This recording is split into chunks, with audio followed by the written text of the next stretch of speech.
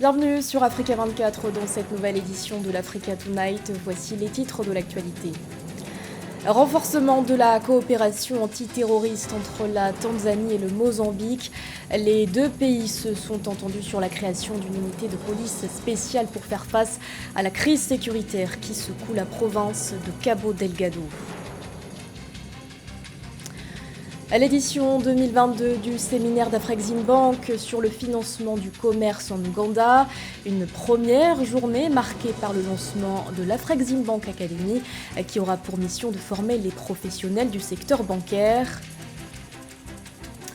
Et puis la 8e édition de l'événement Big, BPI France Inno Génération, qui se tient ce 6 octobre à l'Accor Arena de Paris. Des conférences et ateliers centrés sur le climat, la création d'entreprises ou encore l'investissement sont au programme et une place importante accordée à l'Afrique. Pour en parler, nous recevrons en fin d'édition Pedro Novo, le directeur exécutif en charge de l'export chez BPI France. Mais tout d'abord, la rue Grondé ce 4 octobre au Burkina Faso. Alors qu'une mission de la CEDEAO est arrivée dans le pays ce mardi, les citoyens se sont rassemblés à Ouagadougou en signe de protestation. Pour exprimer leur mécontentement, les protestataires ont scandé des slogans forts tels que non à l'ingérence de la CEDEAO, France dégage ou encore vive la coopération Russie-Burkina. Après le second coup d'État survenu dans le pays en l'espace de 8 mois, l'organisation sous-régionale a fait le déplacement pour venir rencontrer le nouvel homme fort du pays, le capitaine Ibrahim Traoré. Dans un communiqué, le président du MPSR a décrit cette visite comme, je cite, une nouvelle prise de contact avec les autorités de la transition dans le cadre de l'accompagnement dont notre pays bénéficie. Face à l'agitation de la population, il a appelé les citoyens au calme et à la retenue. La Tanzanie et le Mozambique unissent leurs forces pour lutter contre le terrorisme. Les deux États ont scellé un accord relatif à la création d'une unité de police spéciale pour combattre l'extrémisme violent dans la province de Cabo Delgado, située au nord du Mozambique. Et cette région est confrontée à une insurrection djihadiste depuis 2017. Avec ce nouveau partenariat, les deux États entendent également renforcer la sécurité à leurs frontières. Nathalie Mou. Le renforcement de la lutte contre le terrorisme au centre de la consolidation de la coopération bilatérale entre le Mozambique et la Tanzanie. Les deux pays ont conclu un accord portant sur la création d'une unité de police contre le phénomène terroriste dans la région de Cabo Delgado au nord du Mozambique. La convention signée le 29 septembre 2022 porte également sur le partage d'informations et sur le contrôle des migrations à la frontière entre les États voisins. Les instruments que nous avons signés fournissent le cadre juridique pour la mise en œuvre des actions prévues dans le but ultime de renforcer la lutte contre le terrorisme dans certains districts de la province de Cabo Delgado et de renforcer la sécurité des frontières entre le Mozambique et la Tanzanie. Les individus aux agendas obscurs qui sont hostiles à la croissance du Mozambique et de la Tanzanie ne peuvent pas continuer de profiter de la courtoisie, de l'hospitalité et de la cordialité de nos peuples pour s'établir sur nos territoires et mener des actions subversives.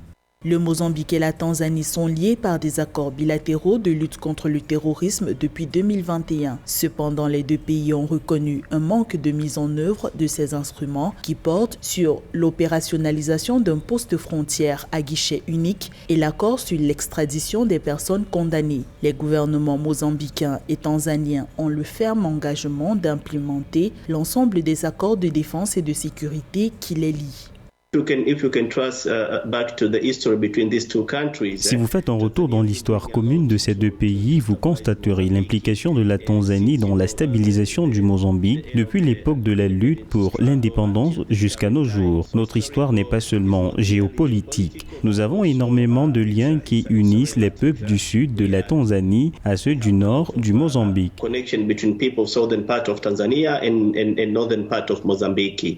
756 km de frontières terrestres séparent le Mozambique de la Tanzanie. L'insurrection terroriste en cours depuis 2017 dans la région de Cabo Delgado au Mozambique fragilise les échanges entre les deux pays.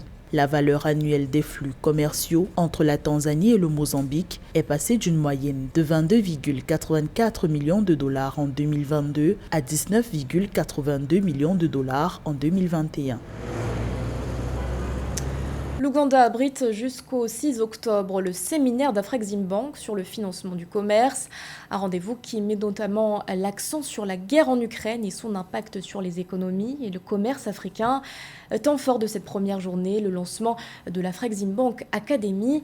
Objectif de cette structure, former plus de 100 000 professionnels du secteur bancaire. Reportage de nos envoyés spéciaux à Kampala, Séverin Douke et Fraterne Daka-Isenga. Le monde connaît actuellement une incertitude économique de plus en plus accrue due aux crises qu'il traverse. Ce contexte particulier amène avec lui des changements dans le commerce international et il faut s'adapter. Nous sommes ici à Kampala, en Ouganda, où la Banque africaine d'import-export organise un séminaire sur le financement du commerce. L'objectif principal de ce séminaire, c'est de pouvoir doter des professionnels du système bancaire, du secteur bancaire africain, des outils nécessaires pour pouvoir naviguer cette période d'incertitude économique globale. La pandémie a mis à rude épreuve les chaînes d'approvisionnement, soulignant l'interdépendance des pays et des industries et nous rappelant la nécessité de renforcer la résilience des chaînes d'approvisionnement. To build supply chain resilience. One of the essential lessons from the global response to the pandemic and the ensuing L'un des enseignements essentiels de la réponse mondiale à la pandémie et à la crise ukrainienne qui s'en est suivie est que la capacité du continent à surmonter ces futures crises dépendra de l'existence d'un système financier robuste, profond et interconnecté. Ce système contribuera à améliorer la préparation de l'Afrique aux chocs mondiaux en nous permettant de mobiliser collectivement les ressources financières africaines abondantes mais très dispersées pour aider les économies et les secteurs vulnérables aux chocs. cushion vulnerable economies and sectors from exogenous shocks. L'une des activités principales de cette première journée, ça a été le lancement de l'Académie Afreximbank, qui a pour objectif de former plus de 100 000 professionnels du système bancaire africain sur les 10 prochaines années. Nous prévoyons que la banque crée notre centre de responsabilité sous lequel seront logées ces diverses initiatives de renforcement des capacités, et ce pour les raisons suivantes: créer des économies d'échelle, assurer un large alignement sur la stratégie de la banque, faciliter le processus d'évaluation et de mesure de l'impact des résultats d'apprentissage et créer une identité de marque uniforme et visible autour du leadership dans les programmes de renforcement des capacités liées au commerce. Plus de 400 personnes participent à cette 23e édition du séminaire de la Banque africaine d'import-export. Il s'agit des professionnels du secteur bancaire sur le continent, des décideurs politiques ainsi que des entrepreneurs qui discutent et échangent sur les stratégies à mettre en place pour améliorer le commerce en Afrique. À noter que le commerce africain représente 3% du commerce mondial, un défi à relever selon la Banque africaine d'import-export. Retour à présent sur la 8e édition des Journées nationales du cacao et du chocolat en Côte d'Ivoire. Cette année, le thème retenu était la transformation locale du cacao, opportunité pour les artisans chocolatiers. L'occasion pour le vice-président de la République, Tiemoko Meiliekone, de réitérer les objectifs du pays, à savoir, je cite, de transformer localement au minimum 50% de la production annuelle de fèves de cacao. Les détails avec Marcel Poissy. Assurant plus de 40% de l'offre mondiale de cacao, avec une production moyenne annuelle de 1,2 million de tonnes, la Côte d'Ivoire veut améliorer la durabilité de ce secteur. Les autorités ivoiriennes ont, à l'occasion des Journées nationales du cacao et du chocolat, tenues du 30 septembre au 2 octobre 2022, mis l'accent sur les priorités liées à la filière, notamment la transformation locale d'un minimum de 50% de la production annuelle de fèves de cacao et l'amélioration des revenus des producteurs. Ces priorités ont été présentées par le vice-président ivoirien Tiemoko Meiliekone.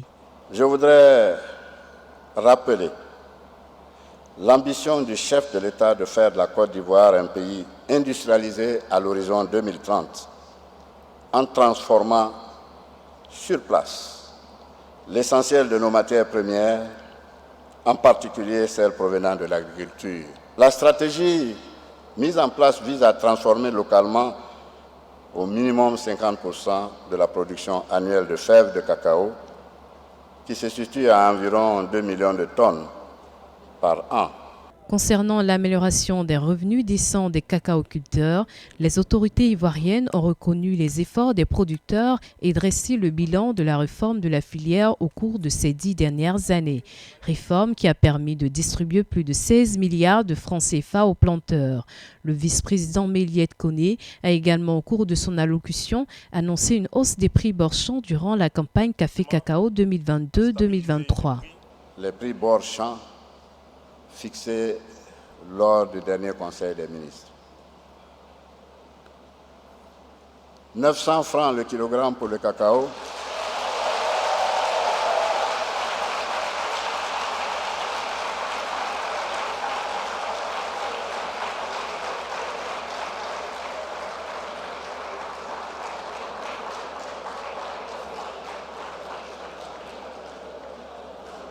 pour la campagne principale 2022-2023, soit une hausse de 75 francs le kilo en plus.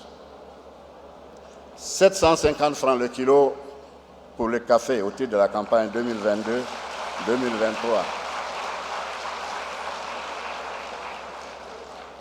Contre 700 francs pour la campagne précédente.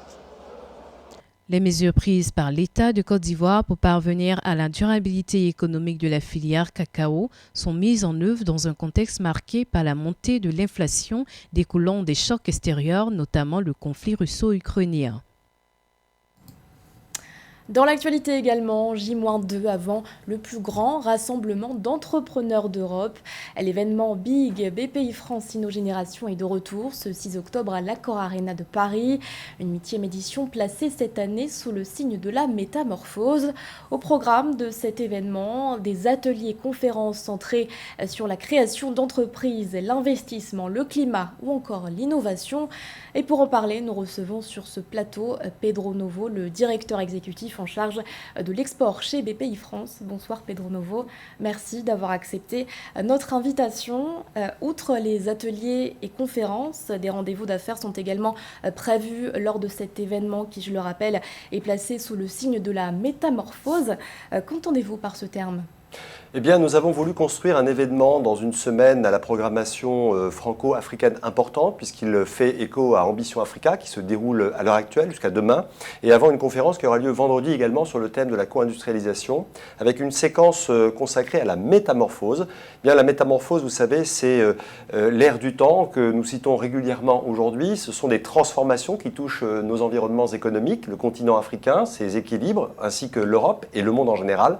Et comprendre ce qu'est une métamorphose, c'est accepter une transformation dont on ne mesure pas complètement ce à quoi on va aboutir. Et donc il faut décrypter, il faut analyser. S'agissant des ateliers, c'est le but. L'ensemble des panélistes, l'ensemble des intervenants, ils sont plus de 1000 à venir durant cette journée, eh bien, vont nous aider à comprendre ces transformations dans notre environnement et face auxquelles les entreprises devront s'adapter. Sur le digital, sur les opportunités du continent africain, sur les réalités de l'entrepreneuriat, sur les enjeux du climat par exemple. Le continent africain, on en parle justement, il occupe une place importante dans ce programme. Il y aura notamment des conférences centrées sur la Côte d'Ivoire, l'Afrique du Nord, le Nigeria, preuve des opportunités d'investissement que le continent présente. Quels sont les atouts que présente aujourd'hui le marché africain pour les entreprises françaises qui envisageraient de s'y implanter ? Les opportunités y sont considérables d'abord pour les entrepreneurs africains. Et d'ailleurs, nous accueillons pour la journée du 6 octobre beaucoup de délégations d'entreprises africaines qui viennent à la rencontre des entrepreneurs français. Vous parliez de rendez-vous d'affaires, c'est aussi un moment d'inspiration, c'est un moment de projection face à des initiatives locales. Donc nous voulons nourrir finalement ces opportunités d'entreprise. Ensuite, pour nos entrepreneurs, il existe également beaucoup d'opportunités dans des domaines extrêmement diversifiés, selon les pays, selon les régions, en Afrique de l'Est, en Afrique de l'Ouest, en Afrique australe, sur le secteur de la santé, de l'éducation, sur le secteur des énergies, du transport, de la transition énergétique. Bref, là où nos entreprises, nos ingénieurs et une profonde diaspora consacrée au continent excellent, il y a des opportunités sur le continent à révéler. C'est le but d'une journée comme celle de Big le 6 octobre. Vous avez parlé de l'Afrique de l'Est, justement, point notable de ce programme, une session sur la communauté économique d'Afrique de l'Est, région incontournable pour le développement pour les entreprises françaises. Vous y êtes allé avec des entrepreneurs récemment. Pourquoi le choix de cette région alors que les entreprises françaises se concentrent davantage en Afrique du Nord et en Afrique centrale? Eh bien parce que c'est une réalité. Les entreprises françaises ont choisi par l'historique des relations qu'elles entretiennent avec les entreprises locales, avec les autorités publiques locales, cette zone géographique d'Afrique de l'Ouest. Pour autant, les opportunités d'affaires sont très nombreuses, s'agissant des infrastructures, des services, du e-commerce par exemple, ou de la santé, pour ne citer que, ou la transition climatique, dans des pays comme la Tanzanie, l'Ouganda qu'on a cité tout à l'heure, ou le Kenya, pour ne citer que ces 3 pays. Nous étions donc en Tanzanie il y a quelques mois, avec le MEDEF International et les amis de la Team France Export, au premier rang desquels Business France, et nous avons construit et découvert un ensemble d'opportunités de pays, d'abord, qui ont des besoins très spécifiques que la France sait adresser. Alors il ne s'agit pas d'avoir un traitement de faveur en la matière, mais il s'agit juste d'être dans un niveau de compétition internationale où nos entreprises d'abord abordent, et c'est l'objet de la journée de vendredi, le marché différemment. Le rationnel a changé sur le continent et il faut comprendre la façon dont on peut réussir sur le continent africain. C'est en devenant africain soi-même dans son entreprise et son organisation, c'est en s'implantant dans le pays durablement, c'est en recrutant et en travaillant le capital humain du pays cible d'implantation, et donc c'est une création de valeur partagée, c'est un rapport plus équilibré et c'est donc une relation aux affaires qui a été profondément changée. C'est pour ça que nous faisons cette matinée vendredi dans la foulée de Big dans cet élan, et c'est pour ça aussi que nous faisons une journée comme Big pour expliquer les fondamentaux de la réussite sur le continent. Opportunité d'accord, mais elle se heurte quand même à plusieurs défis. Le volet sécuritaire notamment est à prendre en compte, notamment dans des pays comme l'Éthiopie et la Somalie. N'est-ce pas un risque démesuré pour l'investisseur? Comment est-ce que vous comptez encourager l'investissement malgré ce contexte?